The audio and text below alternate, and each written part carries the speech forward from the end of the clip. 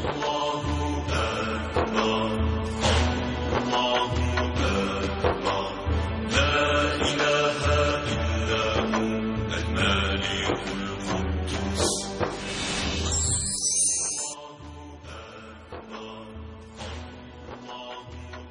اللہ الرحمن الرحیم ان اللہ وملائکتہ یصلون علی النبی یا ایھا الذین آمنوا صلوا علیہ وسلموا تسلیما اللہم صل علی سیدنا ونبینا وشفیعنا ومولانا محمد وعلی آل محمد وبارک وسلم۔ محترم خواتین و حضرات، السلام علیکم۔ پیام صبح کے ساتھ ایک بار پھر حاضر میں ہوں آپ کا میزبان انیق احمد۔ خواتین و حضرات، سورہ بقرہ رفتہ رفتہ ہم سمجھنے کی کوشش کر رہے ہیں، ایک ایک آیت پر رک رک کر بات ہو رہی ہے، بعض مضامین میں تکرار ہے تو کچھ آیتوں کو ہم چھوڑ دیتے ہیں اگر مضامین وہی ہوئے تو۔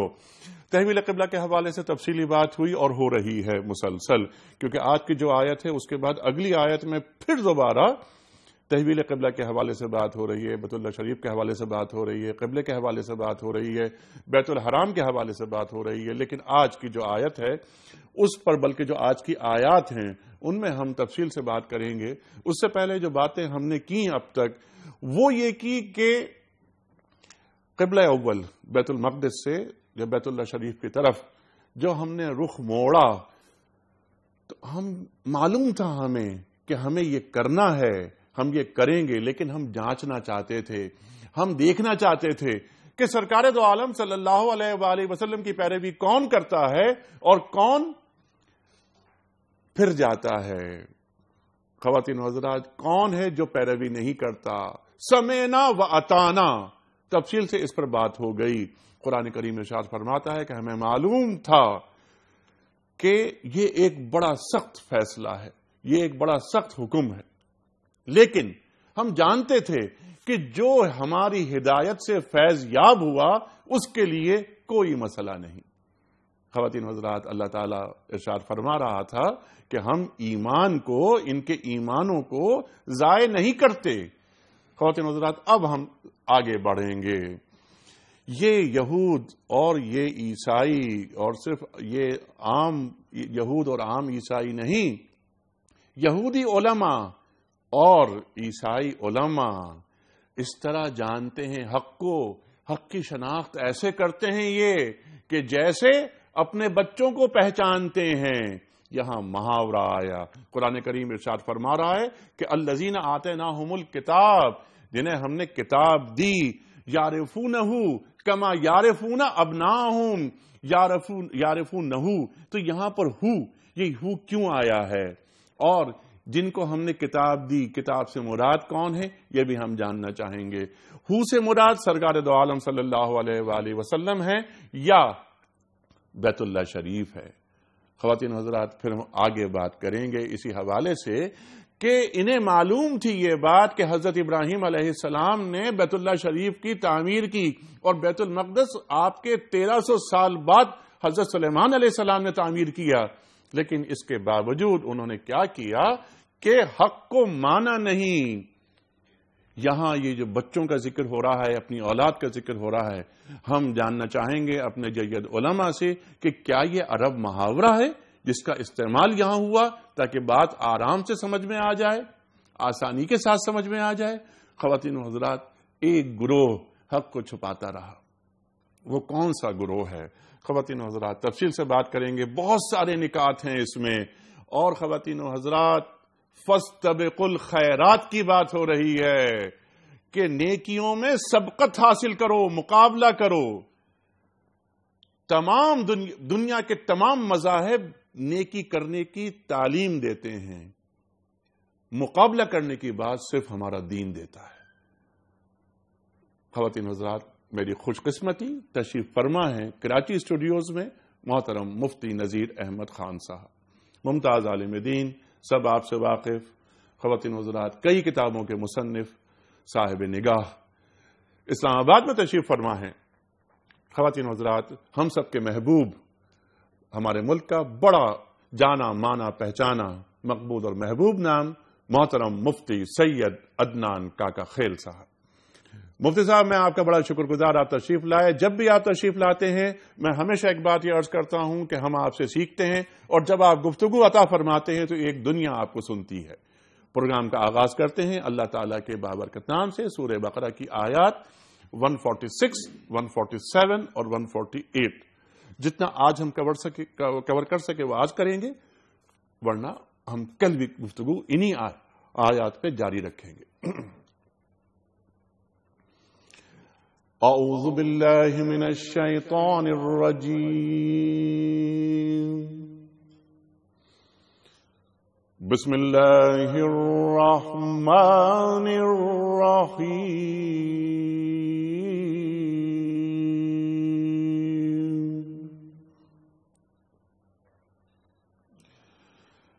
الذين آتيناهم الكتاب يعرفونه كما يعرفون أبناءهم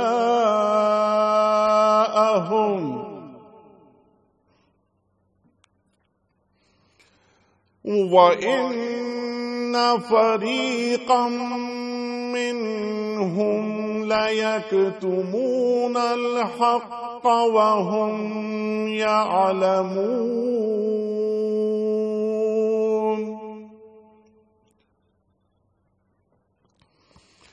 الحق من ربك فلا تكونن من الممترين.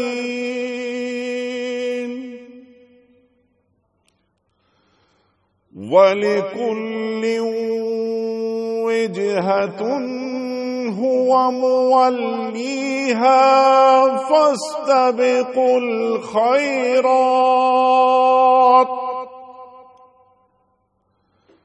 أَيْنَمَا تَكُونُوا يَأْتِ بِكُمُ اللَّهُ جَمِيعًا إِنَّ اللَّهَ عَلَى كُلِّ شَيْءٍ قدیر. صدق اللہ العظیم. خواتین حضرات، سورہ بقرہ آیات 146، 147 اور 148. جن لوگوں کو ہم نے کتاب دی ہے وہ اس مقام یعنی جسے قبلہ بنایا گیا ہے کو ایسا پہچانتے ہیں جیسا اپنی اولاد کو پہچانتے ہیں، مگر ان میں سے ایک گروہ جانتے بوجھتے حق کو چھپا رہا ہے. یہ قطعی ایک امر حق ہے تمہارے رب کی طرف سے، لہذا اس کے متعلق تم ہرگز شک میں نہ پڑو. ہر ایک کے لیے ایک رخ ہے جس کی طرف وہ مڑتا ہے، پس تم بھلائیوں میں سبقت کرو. جہاں بھی تم ہوگے اللہ تمہیں پالے گا، اس کی قدرت سے کوئی چیز باہر نہیں. صدق اللہ العظیم. خواتین حضرات، اس سے پہلے کہ چلیں مفتی سید عدنان کاکا خیل صاحب کی طرف کل کے پوچھے گئے سوال کا درست جواب آج کا سوال میں رکھنا چاہتا ہوں آپ کی خدمت میں. کل کا سوال یہ تھا کہ کن لوگوں کے بارے میں قرآن کریم میں بیان ہوا ہے کہ مرنے کے بعد بھی ان کو رزق ملتا ہے؟ اللہ کی راہ میں شہید ہونے والے. آج کا سوال نوٹ فرما لیجئے. کون سے نبی ایسے ہیں جن کو اللہ تعالیٰ نے بیماری کے ساتھ آزمایا اور انہوں نے صبر و شکر کیا؟ 3 آپشنز: حضرت ایوب علیہ السلام، حضرت یعقوب علیہ السلام یا حضرت عیسیٰ علیہ السلام. خواتین حضرات، درست جواب روانہ فرمانے کے لیے ہمارے فون نمبرز، ای میل ایڈریس، SMS کا نمبر موجود ہے اسکرین پر، نوٹ فرما لیجئے. مفتی سید عدنان کاکا خیل صاحب، یہاں بات ہو رہی ہے الذین آتیناہم الکتاب. کتاب کسے دی گئی ہے؟ کیا مخاطبت ہو رہی ہے؟ کس سے مخاطبت ہو رہی ہے؟ اور یہ کہ یعرفونہ کما یعرفون ابناہم، یہ کس کو پہچانتے ہیں؟ اور کیا یہ عرب محاورہ ہے؟ اور یہ قرآن کریم کی آیات آج ہم سے، امت مسلمہ سے کیا تقاضا کر رہی ہیں؟ ارشاد. بسم اللہ الرحمن الرحیم والصلاة والسلام علی رسولہ الکریم. جیسا کہ پچھلے دروس میں ذکر ہوا ہوگا کہ تحویل قبلہ کے حوالے سے مسلسل آیات مبارکہ چل رہی ہیں، اور اس حوالے سے بنی اسرائیل سے بھی مخاطبت جاری ہے، ان کو بھی خطاب کیا جا رہا ہے، اور جا بجا درمیان میں مسلمانوں سے بھی خطاب آتا رہتا ہے۔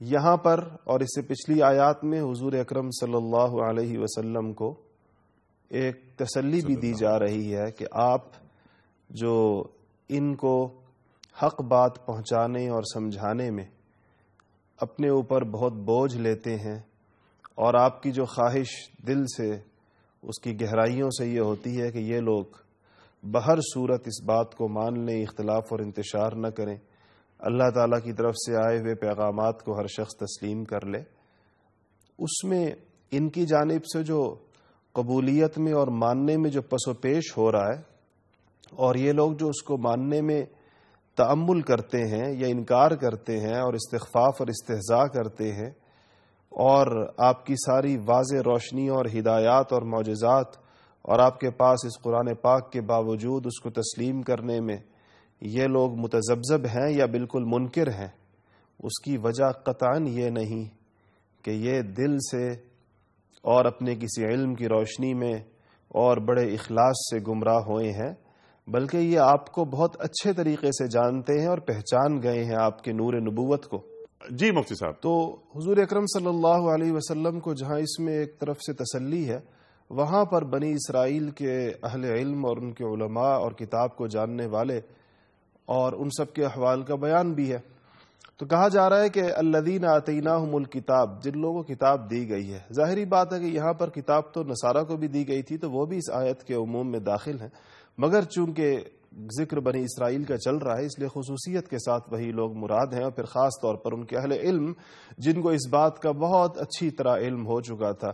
الذین یجدونہ مکتوبا عندہم فی التوراۃ والانجیل، تورات اور انجیل میں اللہ جل شانہ فرماتے ہیں کہ ہم نے آپ کی نشانیاں بڑی واضح طور پر ان کو بتائی ہوئی تھی۔ تو ان کے بارے میں قرآن کہہ رہا ہے کہ الذین آتیناہم الکتاب یعرفونہ کما یعرفون ابناءہم۔ ایک عجیب محاورہ استعمال کیا ہے عربی زبان کا کہ یہ آپ کو، یہاں میں عرض کروں کہ دو تفاسیر ہیں، اور راجح تفسیر تو یہی ہے، اور زیادہ مفسرین اسی کی طرف گئے ہیں کہ یہاں پر مراد رسالت مآب صلی اللہ علیہ وسلم کی ذات گرامی ہے، اور مفسرین کی ایک جماعت کا خیال یہ بھی ہے کہ یہاں پر مراد یہ تحویل قبلہ والا مسئلہ ہے جس کے تناظر میں یہ بات چل رہی ہے، لیکن تناظر دونوں ہیں، کیونکہ اس کے بعد پھر آپ کی طرف مخاطبت بھی ہوئی ہے اس سے پچھلی آیات میں، بلکہ اس سے جو متصل آیات ہیں وہ قبلے والی کے بیان کے بعد درمیان میں کچھ آیات اور آئی ہیں جس میں خطاب آپ کی جانب ہے۔ اس لیے بھی امام راضی اور دیگر حضرات کا خیال یہ ہے کہ یہ ضمیر یعرفونہ کی جو ضمیر ہے اس کا مرجع رسالت مآب صلی اللہ علیہ وسلم کی ذات گرامی ہے۔ تو آپ کو کہا جا رہا ہے کہ یہ آپ کو اس طریقے سے پہچانتے ہیں اور اس طرح جانتے ہیں جس طرح یہ اپنی اولاد کو جانتے ہیں، اپنے بیٹوں کو جانتے ہیں۔ تو یہاں یہ کسی معرفت کے بڑے واضح ہونے کے لیے یہ محاورہ بولا جاتا ہے جہاں پر معرفت بڑی واضح ہو۔ دیکھیں یہاں پر یہ نہیں کہا گیا کہ یہ آپ کو اس طرح جانتے ہیں جس طرح کہ اپنے آباء و اجداد کو، باپ کو جانتے ہیں یا اپنے باپ دادا کو جانتے ہیں، بلکہ اولاد کہا ہے۔ تو مفسرین نے اس سے نقطہ نکالا ہے کہ بندہ جس طریقے سے اپنے بیٹے کو جانتا ہے اس طریقے سے بیٹا باپ کو نہیں جانتا، کیونکہ بیٹے کی پیدائش سے لے کر اس کی پرورش کے تمام مراحل باپ کی نگاہوں کے سامنے گزرے ہوتے ہیں، مگر باپ کی زندگی کے سارے مراحل بیٹے کی نگاہوں کے سامنے نہیں گزرے ہوتے۔ اس لیے کہا گیا ہے کہ آپ کو یہ اس طریقے کے ساتھ جانتے ہیں جس طرح کہ یہ اپنی اولاد اور اپنے بیٹوں کو جانتے ہیں۔ اور سیدنا عمر فاروق رضی اللہ تعالی عنہ نے حضرت عبداللہ ابن سلام رضی اللہ تعالی عنہ سے پوچھا بھی تھا، جو ایک بہت معروف یہودی عالم تھے، اور پھر اللہ جل شانہ کے فضل و مہربانی سے وہ اسلام قبول کیا انہوں نے، اور ان کا شمار امت مسلمہ کے نامور اور جید علماء کرام میں بھی ہوا۔ ان سے پوچھا کہ یہ کیسے کہا گیا کہ یہ معرفت کس قسم کی تھی جس کے بارے میں علماء یہود یا بنی اسرائیل کو کہا جا رہا ہے کہ آپ لوگ رسول اللہ صلی اللہ علیہ وسلم کو اس طرح پہچانتے ہیں؟ تو انہوں نے فرمایا کہ ہم اپنے بیٹوں سے بھی زیادہ، کہ اپنے بیٹوں کے نسب میں تو شک ہو سکتا ہے مگر رسول اللہ صلی اللہ علیہ وسلم کی جو صفات بیان کی گئی ہیں، اور پھر جب ہم نے آپ کو دیکھا اور لوگ تو ہمیں اس پر اس طرح یقین آیا کہ اس اس سے زیادہ گہرا یقین کسی اور چیز کے اوپر نہیں ہو سکتا تھا. اس بات پر سیدنا عمر فاروق رضی اللہ تعالی عنہ نے ان کی پیشانی کو بوسہ دیا اور کہا کہ اللہ تعالیٰ آپ کی توفیق میں مزید اضافہ فرمائے. تو یہاں کہا گیا یار کما یعرفون ابناہم، کہ اپنے بچوں کی طرح آپ صلی اللہ علیہ وسلم کو وہ پہچانتے ہیں. اور قرآن پاک نے اس کا ذکر بھی کیا ہے کہ یجدونہ مکتوبا عندہم فی التوراۃ والانجیل، کہ آپ کا ذکر تو انہوں نے اپنی کتابوں میں اپنے سامنے لکھا ہوا پایا ہے اور اس کے مطابق پھر آپ کو انہوں نے دیکھ لیا ہے. تو اس لیے جب رسول اللہ صلی اللہ علیہ وسلم کو جان گئے، آپ کی حقانیت کو پہچان گئے، تو پھر آپ کے اوپر اترنے والی وحی اور اس کے احکامات، جس میں سے ایک اہم ترین حکم وہ تحویل قبلہ کا تھا، اس کو ماننے میں کیا پس و پیش ہے اور اس کو ماننے میں ان کو کیا تردد ہے. وَإِنَّ فَرِيقًا مِّنْهُمْ لَيَكْتُمُونَ الْحَقَّ، اللہ جل شانہ فرماتے ہیں کہ ان میں سے کچھ لوگ ایسے ہیں، ایک طائفہ اور ایک گروہ اور ایک طبقہ ایسا ہے لَيَكْتُمُونَ الْحَقَّ، جو حق کو چھپاتے ہیں، حق کو چھپا رہے ہیں. وہ کون لوگ ہیں؟ ظاہراً وہی لوگ ہیں کہ جو ایمان نہیں لائے، ورنہ ان میں عبداللہ ابن سلام رضی اللہ تعالیٰ عنہ جیسے لوگ بھی تو تھے جن کے سامنے تورات بھی تھی اور وہ تورات کو جاننے والے بھی تھے، اور پھر ان کے سامنے رسالت آپ صلی اللہ علیہ وسلم بھی آئے اور آپ کو ان کی حقانیت پہچاننے میں ذرا بھی تردد نہیں ہوا اور انہوں نے ان پر ایمان لے آئے. لیکن ایک گروہ یقیناً ایسا رہا ہر دور میں، جو آج بھی ہے، جو اس ساری چیزوں کو دیکھنے کے باوجود اب خود بھی رسول اللہ صلی اللہ علیہ وسلم پر ایمان لانے سے منکر رہے اور اپنے متبعین کو، اپنے پیچھے چلنے والوں کو، ان کو بھی اس سے روکتے رہے. یہاں پر الحق کا لفظ استعمال ہوا ہے، لیکتمون الحق، حق کو وہ چھپاتے ہیں. حق سے مراد یہاں رسول اللہ صلی اللہ علیہ وسلم کا وہ مکمل اور مفصل تعارف ہے جو تورات میں اور دوسرے آسمانی صحائف میں موجود تھا، کہ یہ حق ان کے سامنے تھا، پورے طور پر ان کے سامنے تھا، مگر یہ اس کو چھپاتے رہے اور اس کے بارے میں پس و پیش کرتے رہے. وَهُمْ يَعْلَمُونَ، اس حال میں کہ یہ جانتے. دیکھیں علم والوں کی طرف بار بار ذکر آتا ہے، اہل علم کا ذکر آتا ہے. اس سے پتہ چلتا ہے کہ گناہ اور معصیت اور بری باتیں اور حق سے روگردانی کرنا اور اس کو نہ ماننا اور اس کے بارے میں ایک عناد اور بغض کا رویہ رکھنا ہر انسان کے لیے بری بات ہے، ہر ذی ہوش انسان کے لیے بری بات ہے، مگر اہل علم کے لیے بہت ہی بری بات ہے. جن کے اوپر کھل جائیں، کیونکہ جو اہل علم ہوتے ہیں وہ مقتدا ہوتے ہیں، وہ پیشوا ہوتے ہیں، اور جن کے پاس علم نہیں ہوتا وہ آنکھیں بند کر کے ان کے پیچھے چلتے ہیں.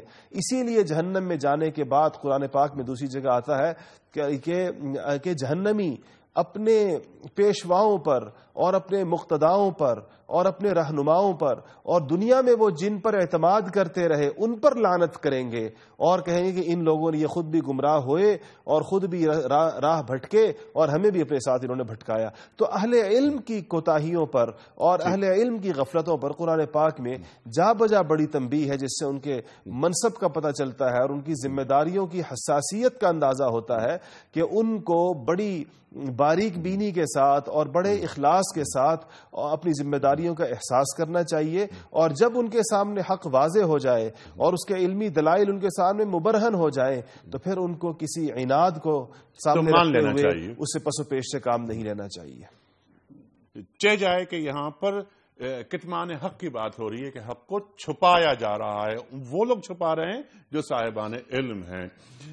مفتی صاحب نے جو بات فرمائی کہ کتابوں میں لکھا ہوا ہے، سرکار دو عالم صلی اللہ علیہ وسلم کی آمد، ایک چھوٹا سا ایک پیراگراف میں پیش کرتا ہوں اس بات کے ذیل میں، اور اس کے بعد اس آیت پر مزید گفتگو میں آپ سے کرواؤں گا.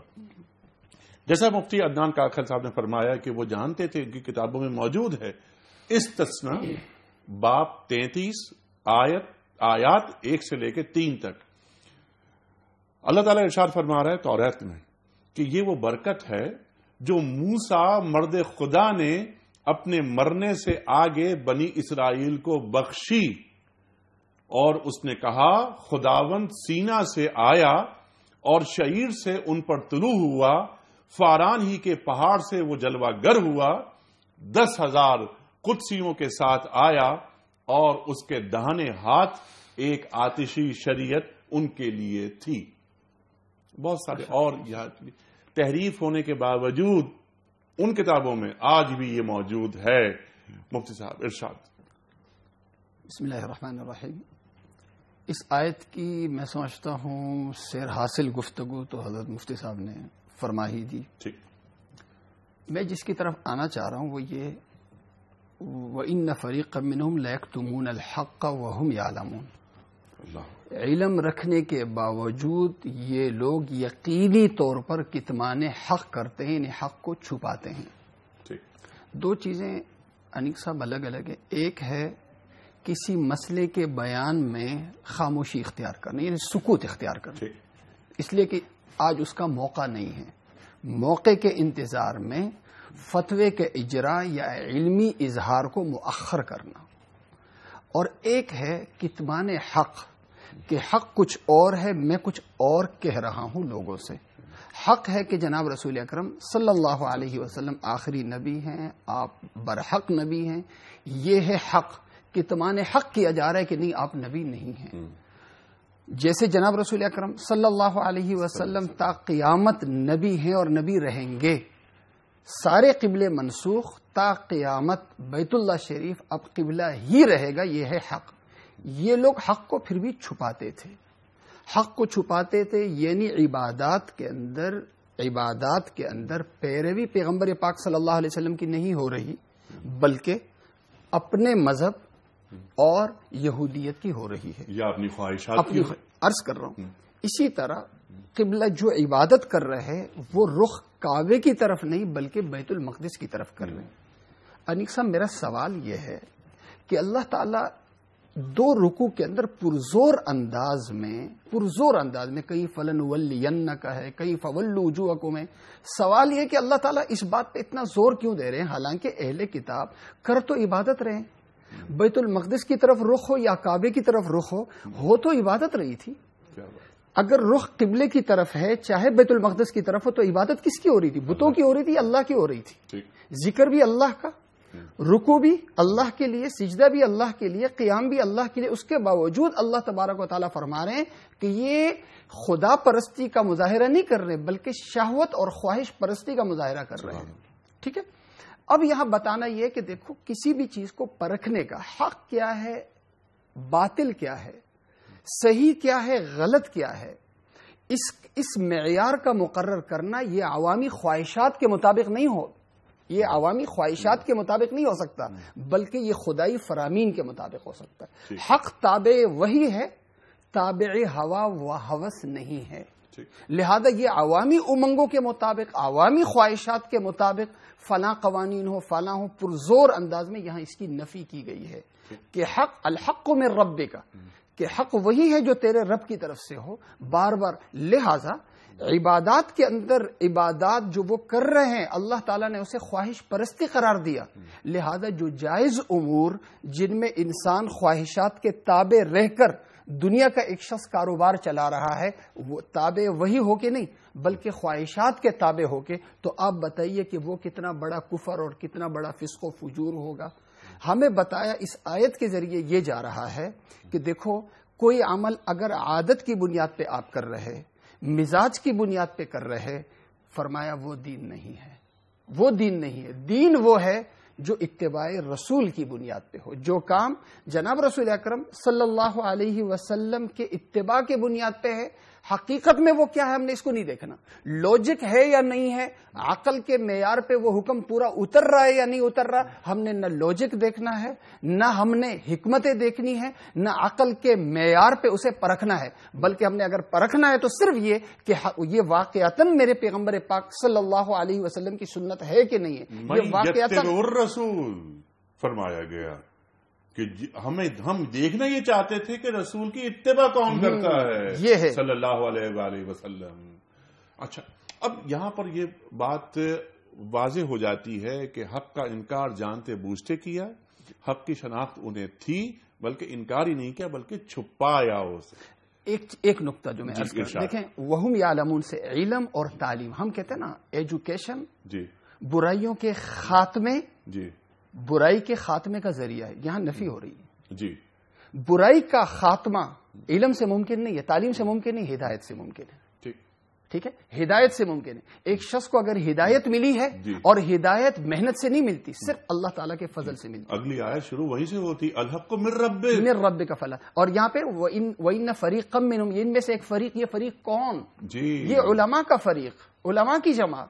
اور علماء بھی کون؟ انجینئر نہیں، ڈاکٹر نہیں، سائنسدان نہیں، بلکہ آسمانی کتاب کے ماہر اور قابل علماء حق کو چھپاتے ہیں علم رکھتے ہوئے بھی. لہذا علم، تعلیم یہ ہدایت کا ذریعہ نہیں ہے، یہ منزل کو پانے کا ذریعہ نہیں ہے، یہ معرفت خداوندی کا ذریعہ نہیں ہے. معرفت خداوندی حاصل صرف ہدایت سے ملتی ہے، اور ہدایت محنت سے نہیں بلکہ دعاؤں سے اور اولیاء اور علماء کی صحبت سے اور جناب رسول اکرم صلی اللہ علیہ وسلم کے اسوہ حسنہ کی پیروی سے. سبحان اللہ سبحان اللہ سبحان اللہ سبحان اللہ. مفتی صاحب آپ کی طرف آ رہے ہیں کہ الحق من ربک کی بات ہو رہی ہے، اگلی آیت فوراً آ جاتی ہے. اس آیت پر پچھلی آیت پہ یعنی سیر حاصل گفتگو ہو گئی ہے. یہاں پر الحق من ربک فلا تکونن، یہاں پر اتنا زور دیا گیا ہے. نون ثقیلہ یعنی نون کی ثقالت بھی یہاں پر آئی جو آپ ہم سے بہتر جانتے ہیں.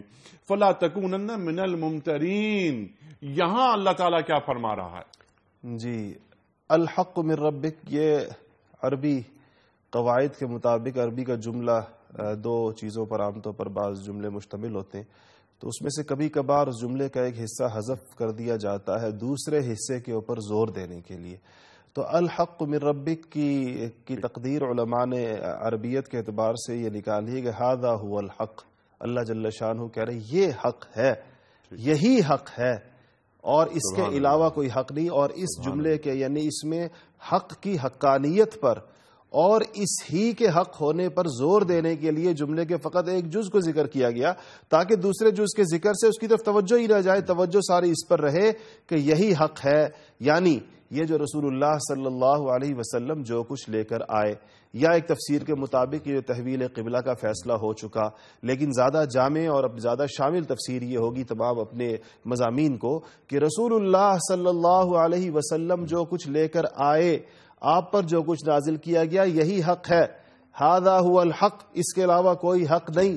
اس کے علاوہ جو چیزیں کسی کے پاس ہیں، اگرچہ وہ اس کو اپنی تحریف شدہ آسمانی کتابیں کہیں یا وہ اس کو کسی اور انبیاء علیہ الصلوۃ والسلام کی جانب نسبت کرتے رہیں، ان کے نام لیتے رہیں، ان سب خیروں کو اور ان تمام تعلیمات کو اور اس میں اللہ جل شانہ کے تمام آنے ضروری احکامات کو جس کو اللہ جل شانہ باقی رکھنا چاہتے ہوں، وہ ساری چیزوں کو جمع کر کے اس پیغمبر آخر الزماں صلی اللہ علیہ وسلم کو دے دیا گیا ہے، اور اب یہی حق ہے. فلا تکونن من الممترین، جس طرح آپ نے فرمایا کہ بڑی تاکید کے ساتھ تنبیہ ہے امت کو اور سارے لوگوں کو جو مخاطب ہیں، جن کے لیے یہ حق آیا ہے رسول اللہ صلی اللہ علیہ وسلم کی بعثت کے بعد سے لے کر قیامت تک آنے والے آخری فرد تک کو یہ کہا جا رہا ہے کہ فلا تکونن من الممترین، ہرگز ان لوگوں میں سے مت ہو جانا جن کو اس کے بارے میں کچھ ادنا سا شک یا شبہ بھی ہو. تو بھائی انیق صاحب، یہ جس زور کے قرآن پاک اپنی تعلیمات پر اور جو رسول اللہ صلی اللہ علیہ وسلم پر جو کچھ اتارا گیا ہے اس کی اہمیت پر جتنا زور دے کر اس پر یقین کا مطالبہ کر رہا ہے، اور جتنا زور دے کر اس کی ایک ایک آیت پر، اس کے ایک ایک حکم پر، ان کے ایک ایک طریقے پر، ان کی تعلیمات کے ایک ایک زاویے پر جو قرآن پاک زور دے رہا ہے، کیا آج یہ زور ہم نے اپنے نظام تعلیم میں جیسے اس کی ضرورت تھی رکھا؟ آج ہمارے اسکولوں میں بچوں کو میوزک اور ڈانس سکھانے کے لیے تو کلاسیں ہیں.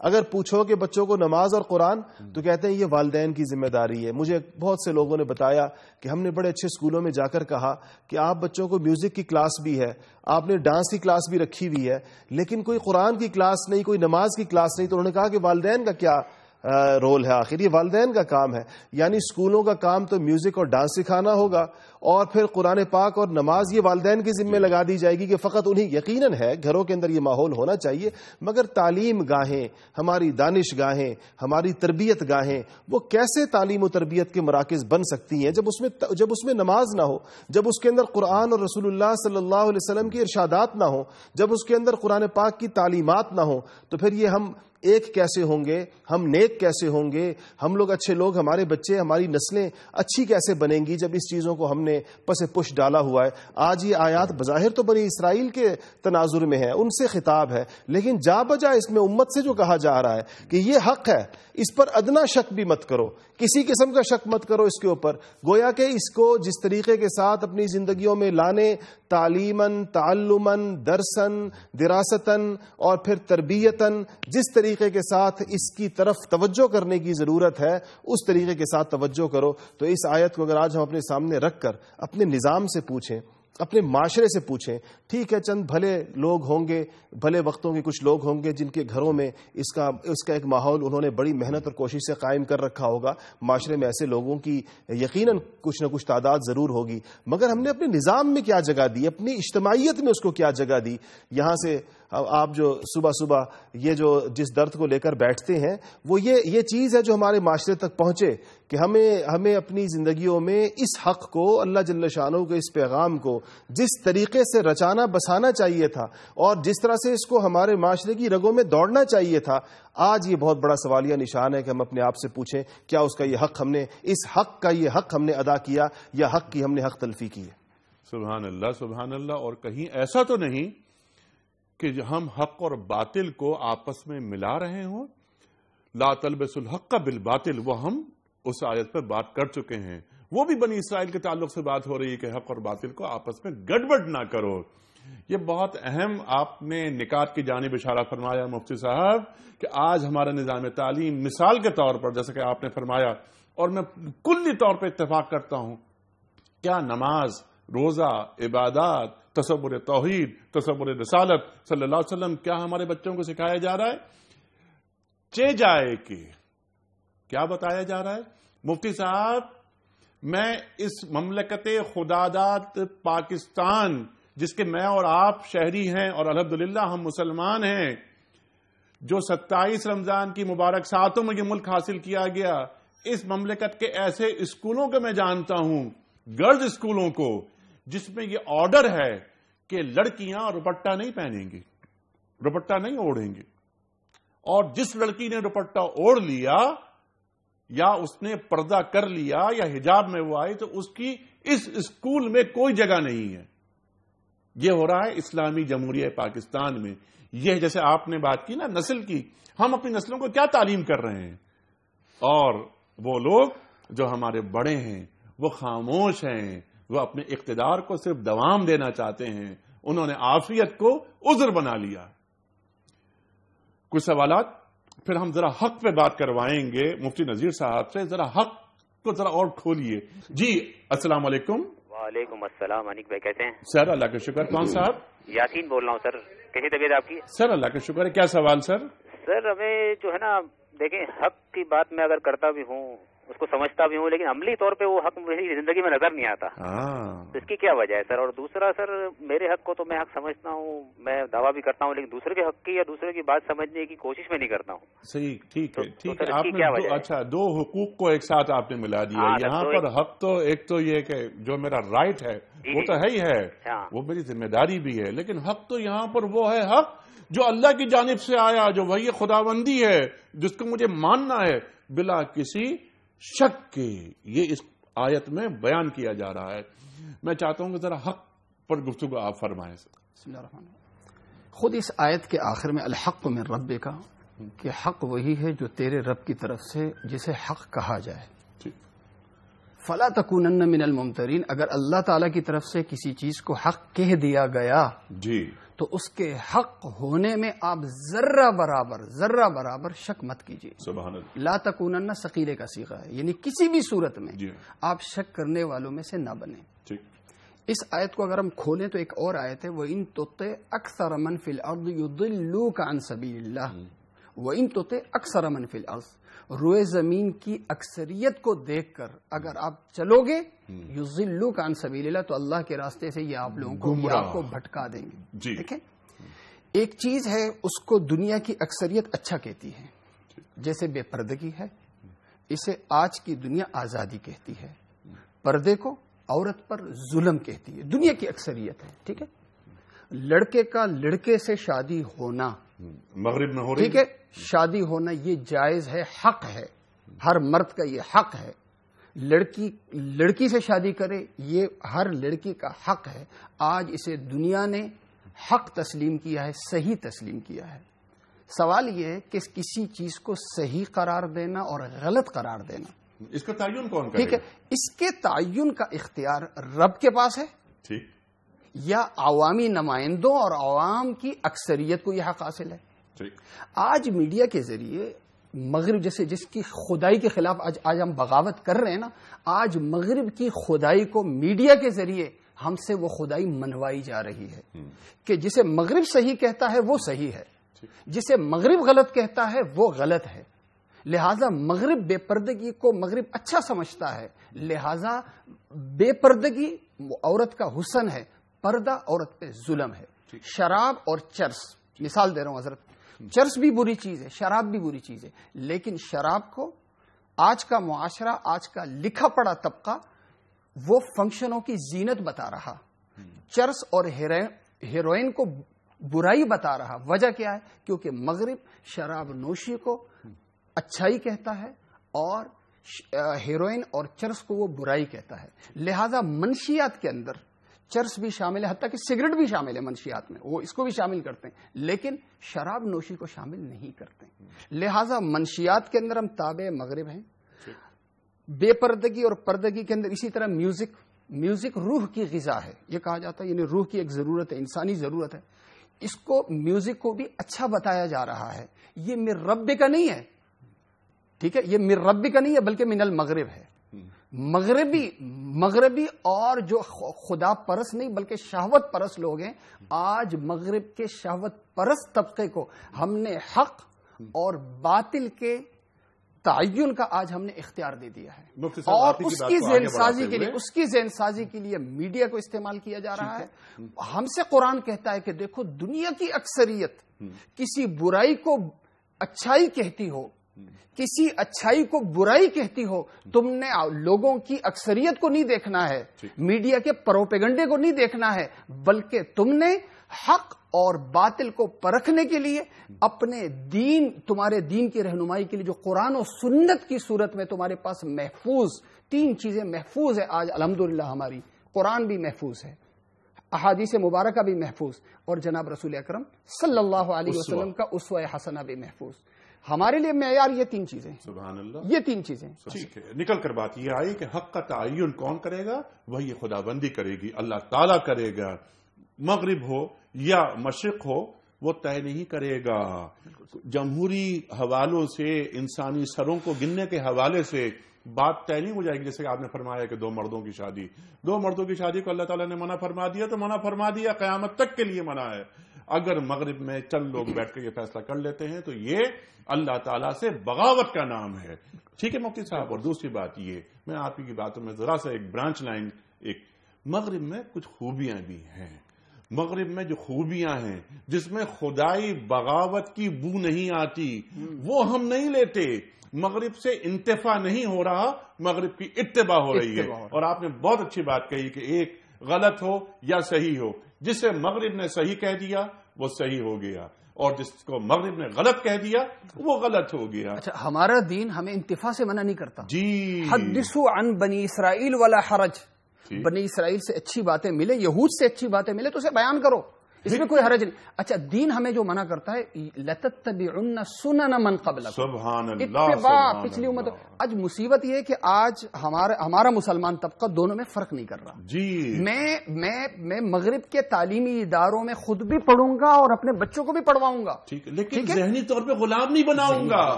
اتباع دین کی کروں گا، انتفاع میں کسی بھی شخص سے کر سکتا. سبحان اللہ، سبحان اللہ، یہ فرق ہے. اور اقبال سب سے بڑا نام ہے جو مغرب کی غلامی سے نکالتا ہے. سبحان، ٹھیک، بالکل صحیح. اس پہ بہت ساری باتیں کریں گے انشاءاللہ. اقبال کے بہت سارے اشعار اس وقت ذہن میں آ رہے ہیں، لیکن میں وقت بچاتے ہوئے کچھ کالز کو لوں گا، اس کے بعد چلیں گے مفتی سید عدنان کاکا خیل صاحب کی طرف. جی السلام علیکم. السلام علیکم ورحمۃ اللہ وبرکاتہ. جناب والا، وعلیکم السلام. میرا نام قاضی اعجاز ہے. جناب، یہ جو آپ فرما رہے ہیں کہ حق کا تعین کون کرے گا، جی، میرا خیال ہے کہ حق کا تعین حضور اقدس صلی اللہ علیہ وسلم सलम करके जा चुके हैं। सुभान अल्लाह, सुभान अल्लाह। चूंकि जो मुसलमान, हमारी जो बदकिस्मती है वो ये है कि दुनिया में तकरीबन एक मोहतात अंदाजे के मुताबिक 2.5 अरब मुसलमान हैं। नहीं, 1.5 अरब मुसलमान हैं। उनमें से किसी से सवाल करें आप कौन हैं, तो कहेगा मैं डॉक्टर हूँ। दूसरे सवाल करे मैं इंजीनियर हूँ। तीसरे सवाल करेगा मैं क्रिकेटर हूँ। चौथे सवाल करेगा मैं कारोबारी हूँ। कोई मुसलमान कभी अपनी जुबान से ये नहीं कहेगा कि मैं हुजूर का उम्मत ही हूँ। असल पहचान जो है हमारी वो हुजूर की उम्मत ही होना है। जो ये दुनियावी पहचान है ये सब ढकोसला है, झूठ है, और इसीलिए आज हम तबाह बर्बाद है। जिस दिन हमने ये हुजूर के उम्मती बनने का और हुजूर की तबाह करने का फन आ जाएगा, उस दिन हमारी जिंदगियों से बातिल निकल जाएगा और हक हमारी जिंदगी में आ जाएगा। हम तकवे वाले इंसान बन जाएंगे और झूठ से नफरत करने लगेंगे, क्योंकि हुजूर की हदीस है कि मुसलमान सब कुछ कर सकता है, झूठ नहीं बोल सकता। चुनांचे हमारा और आपका फर्ज है कि हम अल्लाह पाक के रसूल की इत्तबा करें और उसके तरीके को अपनी जिंदगी का तरीका बना ले। जी बिल्कुल सही है। अब ये है कि इस पे बात करवाएंगे मजीद ये कि, लेकिन जैसे आपने फरमाया कि अल्लाह और रसूल की इत्तबा, तो सल्लल्लाहु अलैहि वसल्लम सरकार दो आलम सल्लम की इत्तबा हो सकती है, अल्लाह ताला की इत्तबा नहीं हो सकती। अल्लाह ताला की सिर्फ इताअत हो सकती है, और इताअत अल्लाह और रसूल सल्लल्लाहु अलैहि वसल्लम दोनों की। वमन युतिइर रसूल फक़द अता अल्लाह, कुरान करीम में इरशाद फरमाता है। मुफ्ती साहब, ये जो मैं चाहता हूं कि जरा एक सवाल जो यासीन साहब का था उस पर गुफ्तगू आप फरमाएं कि हक हमें माहौल पर नजर नहीं आता, अपनी सोसाइटी में नजर नहीं आता, इसकी वजह क्या है? हमसे कहां कहां कोताहियां हो रही हैं, और जो टू डूज वाली बात होती है, क्योंकि अब प्रोग्राम का आखिरी हिस्सा है, मैं चाहता हूं कि आप दोनों हजरात ही फरमाएं, हमें तालीम करें कि हमें क्या करना चाहिए, हमसे गलतियां कहां हो रही हैं। जी भाई नीक साहब, असल में हम इसकी जिम्मेदारी माशरे के तमाम तबकात को, अहले इल्म को भी, उलमा को भी, दूसरे तबकात को भी कबूल करनी चाहिए कि हम दीन का जामे तसव्वुर पेश करने में और दीन में दाखिल तमाम चीज़ों की जो यकसां अहमियत है उसको बयान करने में और लोगों तक उसको पहुंचाने में उस तरीके से कामयाब नहीं हो सके, जिसके नतीजे में आज हम वो माशरा नहीं बना सके जहां पर हक़ व बातिल का इम्तियाज़ बड़ा वाज़े हो, जहां पर हक़ के ऊपर स्टैंड लेने वाले लोग बड़ी तादाद में मौजूद हों, जहां पर हक्कानी तरबियत के आसार माशरे के गालिब हिस्से पर कम अज़ कम मौजूद हों। जैसा कि भी आपने थोड़ी देर पहले कहा कि मगरिब में इस हवाले से उन्होंने अपने माशरे पर एक मेहनत की है और अपने जिन मेयारात को सामने रखकर भी की है, आज उसके नताइज वो लोग देख रहे हैं और अपने माशरे की हद तक बहुत सारी बुराइयों का वो खात्मा करने में कामयाब भी हुए हैं। वो चोरी चकारी में और दूसरे किस्म की झूठ बोलने में, वादा खिलाफी करने में, अपनी जिम्मेदारियों को न अदा करने में, बदउनवानी और करप्शन में, इन चीज़ों में उन्होंने बड़ी वाज़ेह तब्दीलियाँ अपने माशरे में लाई हैं। और आज जो भी मुसलमान वहाँ पर जाते हैं वो इस चीज़ से भी यकीनन मुतासिर होते हैं और देखते हैं इस बात को जो उनको नजर आती है। हम अपने माशरे में इस्लाम की जो जामे तालीमात थी, शायद कुछ ऐसा हुआ और ये दौरे मगलूबियत में ऐसा हो जाता है जब मुसलमानों को अपना ईमान और अपना कलमा और अपना दीन बचाने की फिक्र लाहिक हो जाए और उनको इस बात का अंदेशा हो कि उनकी किताब और उनकी और रसूलुल्लाह सल्लल्लाहु अलैहि वसल्लम की सुन्नतें मिट जाएंगी, तो फिर एक दिफाई रवैया वजूद में आता है। इस खित्ते में अंग्रेजों की आमद के बाद ये जो गुज़श्ता 150-200 सालों में जो यहाँ के सियासी हालात रहे और जिस तरीके के साथ हम उनकी आलमी सियासतों का एक अखाड़ पछाड़ का मैदान बने रहे और जिस तरीके के साथ हमारे वसाइल लूटे जाते रहे, उसके नतीजे मुसलमानों में एक रवैया आया जिसने उनको दीन की बाज़ चीज़ों को तो दांतों से पकड़ने की स्पिरिट पैदा कर दी, मगर बाज़ चीज़ें ऐसी जो बड़ी ज़रूरी थी और माशरे में एक अच्छा, जिससे एक अच्छा हुस्न माशरत पैदा होती है, जिससे माशरा खूबसूरत हो जाता है और वो पूरा माशरा दीन की दावत बन जाता है। बदकिस्मती से वो माहौल नहीं पैदा हो सका हमारे इस बर सगीर पाको हिंद दोनों मुल्कों में। यहाँ पर उस हवाले से आज कोई आंखों को ठंडा करने वाले मनाजिर नहीं है। तो उसके लिए हमें दीन की जो जामे तालीमात है उसकी तरफ वापस लौटना होगा। इसके अलावा हमारे पास कोई रास्ता नहीं है। हमें लोगों को बताना पड़ेगा कि इबादत भी दीन का हिस्सा है। जिस तरह हम नमाज, रोजे, हज और ज़कात को अल्हम्दुलिल्लाह दीन का हिस्सा समझते हैं, हमें बताना पड़ेगा कि मामलात भी उसी तरह दीन का हिस्सा हैं। ये जो आप खरीदो फरोख्त करते हैं ये उसी तरीके से अहम है इस्लाम की निगाह में। जिस तरह आपकी नमाजें अहम है, जिस तरह आपका हज अहम है, जैसे आपके उम्रे अहम है। हज और उम्रे करने वाले लोगों के मामलात दुरुस्त नहीं होते और नहीं हो पाते, बावजूद इसके कि वो पै दर पै तवातुर के साथ हज उम्रे कर रहे होते हैं, मगर अपने मामलात और अपनी माशरत को दुरुस्त नहीं करते। ہم نے اپنی اخلاقیات کی تعلیم کو دیس نکالا دے دیا پورے طور پر. ہم نے ہمارے درمیان وہ اچھے اخلاق پیدا نہیں ہو سکے, وہ ہمارے تربیتی نظام کا حصہ نہیں بن سکے. تو اس کا جو یہاں پر ہم جس کو بار بار ذکر کرتے ہیں اور ہمیں کرتے رہنا چاہیے جب تک اس کی جانب عملی طور پر پیش قدمی نہ ہو جائے, وہ یہ کہ جب تک ہم اسلام کی جامع تعلیمات کو جو اس کے تمام شعبوں کو شامل ہو, جب تک ہم اس کو اپنے نظام تعلیم و تربیت کا, اپنے نظام وعظ و نصیحت اور ارشاد کا حصہ نہیں بنائیں گے اور اس پر گفتگو اور اس پر عمل کر کے نہیں دکھائیں گے اچھے لوگ, اس وقت تک معاشرے میں وہ تبدیلیاں نظر نہیں آئیں گی جس کی طرف لوگ سارے دیکھ رہے ہیں اور دیکھنا چاہتے ہیں. سبحان اللہ, سبحان اللہ. نظام تعلیم, نظام تربیت اور یہ نظام عدالت, نظام سیاست, نظام معاشرت, ہر چیز میں حق نظر آئے. جس حق کا اظہار یہ قرآن کریم کی یہ آیات کر رہی ہیں اور اس میں بار بار حق کا ذکر آ رہا ہے. لاسٹ منٹ چل رہا ہے مفتی صاحب, جی ارشاد فرمائیے. الحق من ربک, جی حق تیرے رب, حق وہی ہے جو تیرے رب کی طرف سے ہو, چاہے وہی مطلوع قرآن کی صورت میں ہو یا وہی غیر مطلوع احادیث مبارکہ کی صورت میں ہو یا اسوہ حسنہ کی صورت میں ہو. ایک پیغام یہ بھی ہے کہ حق وہی ہے جس کی جڑیں ہمیں قرآن میں ملتی ہوں, حدیث میں ملتی ہوں اور اسوہ حسنہ میں ملتی ہوں. یہ نہیں ہے کہ جو میرے مسلک کے مطابق ہے وہی حق ہے, جو میرے مسلک سے ہٹ کے ہے وہ باطل ہے, یہ نہیں. اگر میرے مسلک کے اعمال ہمیں احادیث مبارکہ میں نظر آتے ہیں تو خلاف مسلک ائمہ اربعہ حق ہیں, لہذا اگر وہ بھی وہ اعمال کرتے ہیں تو وہ بھی حق ہے, انہیں بھی حق سمجھا جائے.